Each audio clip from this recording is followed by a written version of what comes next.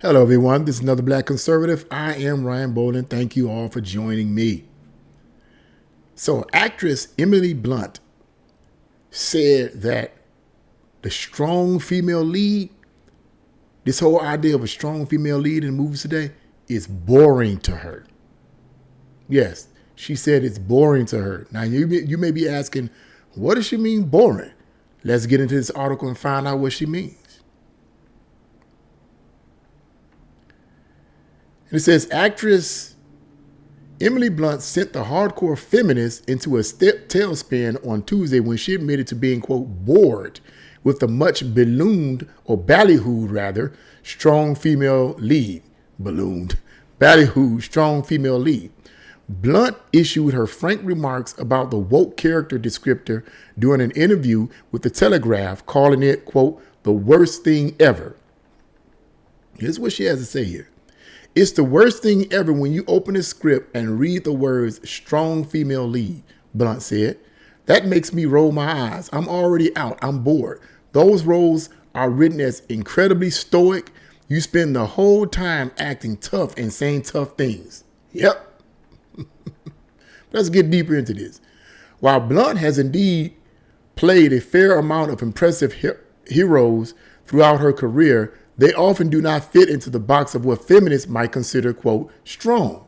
In Looper, for instance, she played a single mom whose love for her troubled son saves him from embracing the path of darkness.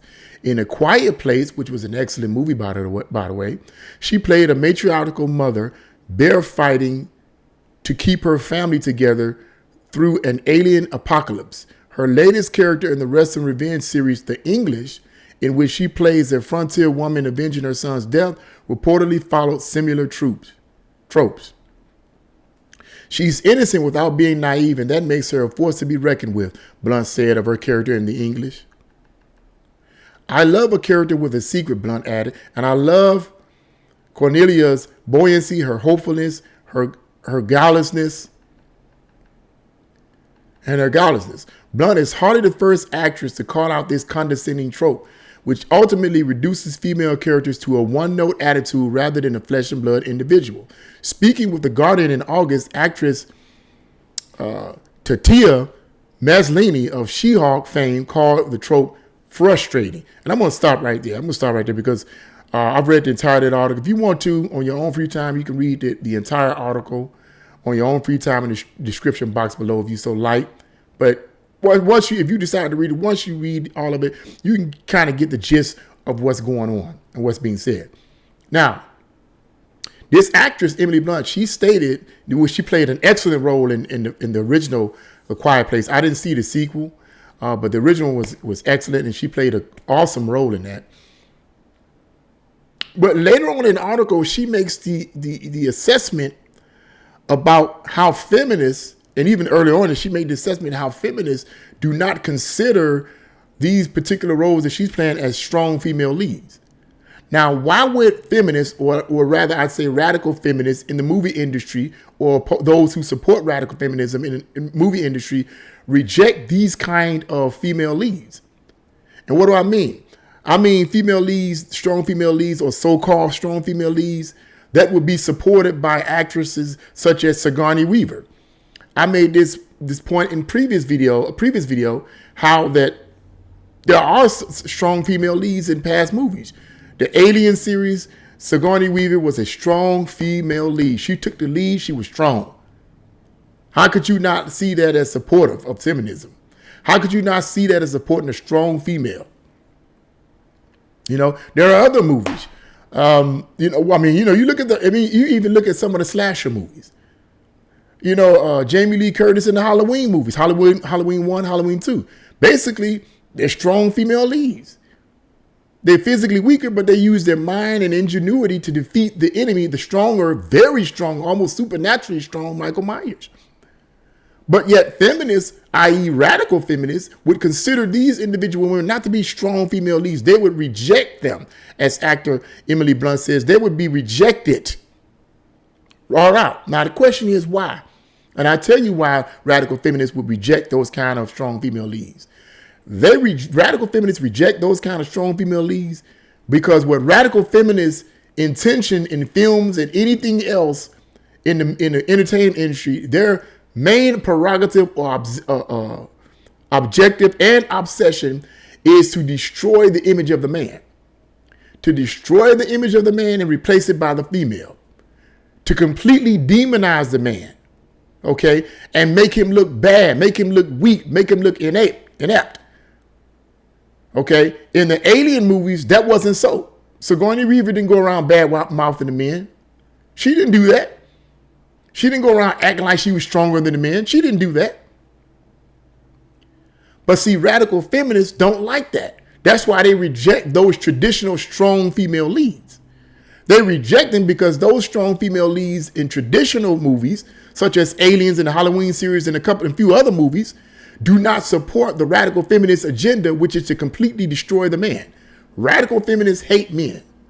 Period. Bottom line, they hate men for reasons that I'm not going to get into in this chat on this particular video, but they hate men. Radical feminists hate men. And any movie that has a so-called strong female lead based on their interpretation of a strong female lead that diverts from their concept of a strong female lead has to go. If the strong female lead is not cussing out men and calling them all kinds of names and saying you're chauvinistic this and you have this and you have that and dogging them out and kicking them all over the place and backflipping them and crunching them with their bare hands while they only weigh about 10 pounds. And the male weighs like 300 pounds. I'm exaggerating, but you get my point. If that's not in there, they don't want it. A lot of real dumb stuff that makes no sense to the rational mind. But to the radical feminists, it makes perfectly good sense because that's their intention. Their intention to destroy the image of the man because they believe the men created the institution of marriage and it was created and designed. This is what they literally believe. It was created and designed to suppress and oppress the female and enslave her. So everything that men do, radical feminists believe we need to get rid of it. Even if we can get rid of the man and replace him by all females. So you have these females acting like men in these movies. And they come off as fake and generic. It is unrealistic, period. I did a video sometime, I think a few days ago about, I forget what movie they were talking about replacing. Oh, Indiana Jones. They was talking about replacing Indiana Jones, Harrison Ford, with an unknown female character. This character is nobody hardly ever heard of her. You're talking about replacing Indiana Jones with this kind of female. Come on, man. If that's not radical feminism, I don't know what is. What is she going to possibly do that's going to be believable to all the viewers who've been watching the Indiana Jones movies for 1,000 years? What is she going to do that's going to be believable? They're going to say, ooh, what you going to do? Man, come on. I'm not going to even get into the detail of that. That's ridiculous. It's crazy. It's against logic. And it's the same situation here. Emily Blunt is right. She's bored with it. She's bored with the whole idea and concept. She clearly believes in strong female leads, but with some flesh and blood, okay? More three-dimensional, not these one-liners where they're saying things, flipping men over their backs and all that. Man, come on. That's ridiculous. I agree with her on this, and I personally don't even bother to watch those kind of movies. I don't. I mean, unless I'm going to the movies with my church or whatever, somebody that I know, somebody I like, and I go to the movies and see these, and they want to see this particular movie, I got to sit and endure it.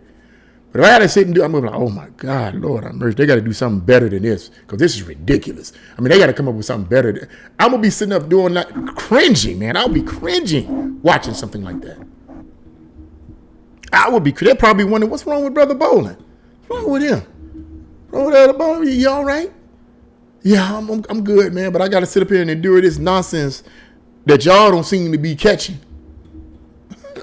That's the only way I would go initiate, that was the only reason, rather, why I would go to see those kind of movies. Other than that, I'm not going to consciously go and see a movie that's purposely debasing men in an unrealistic, foolish, crazy, radical feminist way. No. Mm-mm. And all women don't think like that.